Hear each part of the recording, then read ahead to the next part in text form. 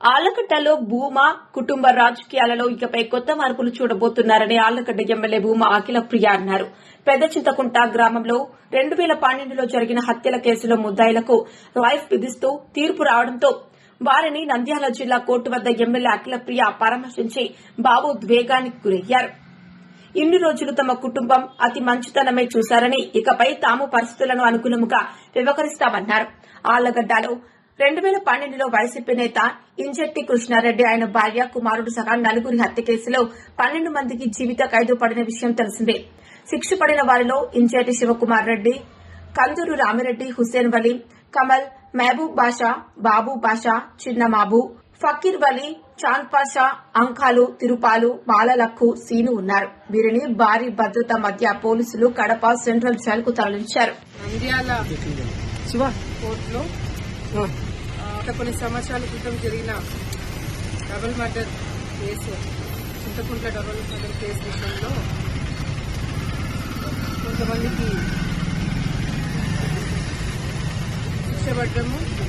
Life ఈరోజు judge గారు తీర్పు ఇవ్వడం జరిగింది. ఏదేమైనా చట్టాన్ని అందరూ గౌరవించాలా. చట్టము తీసుకున్న నిర్ణయాన్ని డెఫినెట్ గా గౌరవించి తీరాల్సిందే.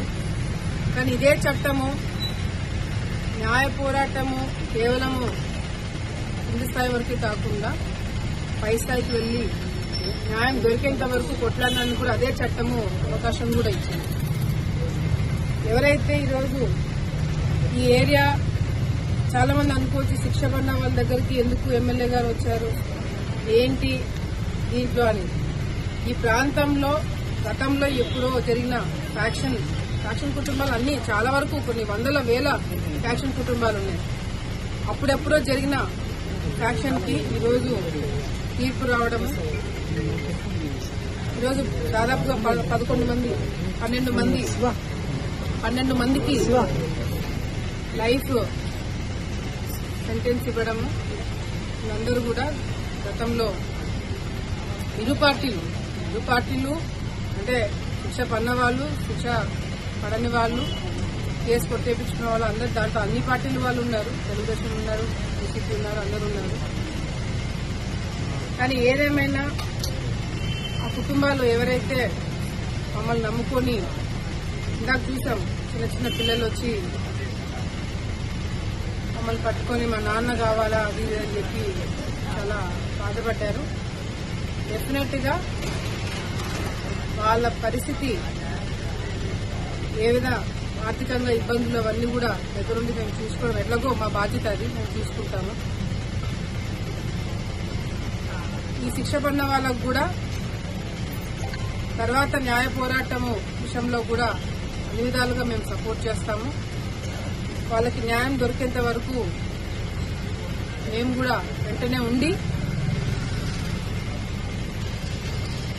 అసలు ఇది డీటెయిల్ గా ఇంకా డెప్త్ గా హైకోర్టులో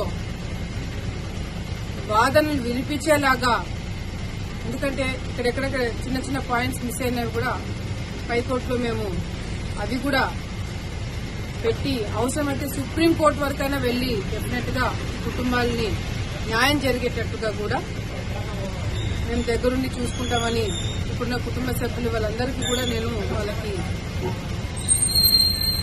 భరోసా ఇస్తున్నాము. వీళ్ళకి న్యాయం జరిగేంత వరకు వీళ్ళలో ఒక కుటుంబ సభ్యురాలుగా నేను కూడా డెఫినెట్ గా ఫాలోఅప్ చేస్తామని మరొకసారి తెలియజేసుకుంటూ, ఈరోజు ఇక్కడ ఇన్సిడెంట్ చూసిన తర్వాత మేము కూడా మా రాజకీయ పద్ధతులు అంటే మార్చుకోవాలి. అంటే దానికి దీనికి సంబంధం లేదు. రాజకీయ పద్ధతులు కొన్ని మేము కూడా మార్చుకోవాలా. ఎందుకంటే మరీ ఎక్కువ మంచితనం కూడా కష్టమైపోతుంది.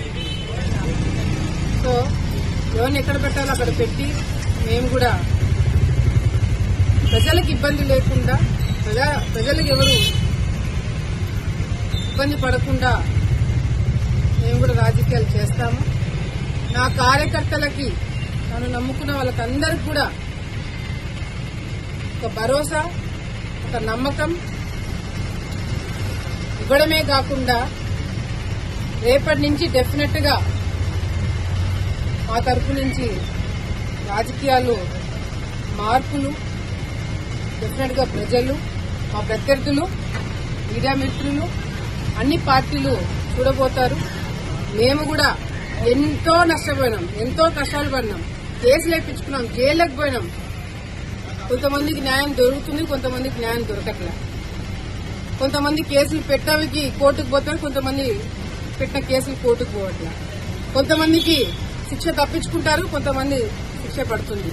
అది ఏందనేది కూడా హైకోర్టులో న్యాయం, చట్టం పైన మాకు గౌరవం ఉంది, ఇంకా నమ్మకం ఉంది. ఎక్కడో చోట ఇంకా న్యాయం జరుగుతుంది, చట్టాలు ఉన్నాయి, మనల్ని కాపాడతారని నమ్మకం మాకు కూడా ఉంది. డెఫినెట్ గా చట్టాలు అవన్నీ కొంతమందికే కాకుండా అందరికీ రావాలా, వచ్చేలాగా చేస్తాము అని తెలియజేసుకుంటూ మరొకసారి మమ్మల్ని నమ్ముకున్న వాళ్ళు ఎవరిని కూడా మేము మధ్యలో వదిలిపెట్టేది ఉండదు. చివరి వరకు న్యాయం దక్కేంత వరకు డెఫినెట్ గా వాళ్ళతో మేము ఉంటాము. వాళ్ళకి న్యాయం జరిగేంత వరకు వాళ్ళలో ఒకలాగా మేము ఉంటాము. మరొకసారి తెలియజేస్తాం.